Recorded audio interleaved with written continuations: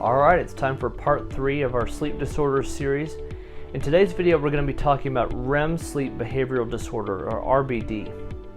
So if you know about REM sleep, that's when we typically are in our dream state when we're sleeping.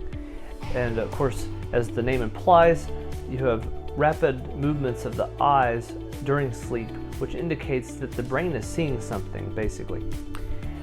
Typically during REM sleep, our muscles are deactivated so that we're not moving when we're dreaming. Otherwise, we act out our dreams, which is exactly what happens with RBD. People with RBD tend to act out their dreams physically and sometimes even vocally, yelling, laughing, screaming. There are people that literally become physically aggressive towards their bed partner. And it can be a very dangerous situation, especially when someone's trying to get up in the middle of the night. They can get tangled up in covers and fall on the floor. All kind of bad things can happen because you're not supposed to move when you're dreaming. This is actually an extremely common occurrence with Parkinson's disease. About half of the people with Parkinson's will experience RBD. It may develop 5 to 10 years preceding Parkinson's diagnosis. So if you're experiencing acting out dreams and you haven't been diagnosed with Parkinson's disease, you might want to see a neurologist right away, because this could be a sign that the diagnosis is already present but hasn't been officially labeled as Parkinson's yet. So what could be done about this? There are some medications that can help with this.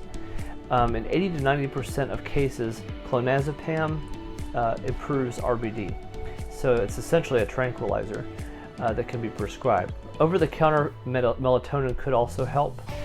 So one problem that can happen with clonazepam is that it can cause confusion when waking up at night. It can also cause daytime sedation. We already had problems with daytime sleepiness, as we talked about last episode. And then it can also make your sleep apnea worse. If you have obstructive sleep apnea, something like that, it can actually make the condition worse. So the one thing to be considered, first of all, in addition to medicating the issue, is safety. Improving environmental safety is really important with RBD. That could be putting padding on the floor next to the bed, putting a barrier between who you're sleeping next to, or even sleeping in different rooms or beds. Because, again, if someone becomes physically violent, you definitely don't want those people to be close to each other. That's really it for RBD, or REM Sleep Behavioral Disorder. Essentially, it's a condition that needs to be medicated if possible, and environmental adjustments may need to be made to improve the safety of not only the person with Parkinson's, but also your care partner, whoever you're living with. But I hope you found that helpful to know about. Please, as always, let me know in the comments what you think about this topic and if you've experienced this. And like the video if you got some knowledge out of this and think others might benefit from it. Please do share this video and consider subscribing to the channel and watching our other series on Parkinson's education. Hope you have a good day, and as always, as the shirt says, be empowered. See you in the next video.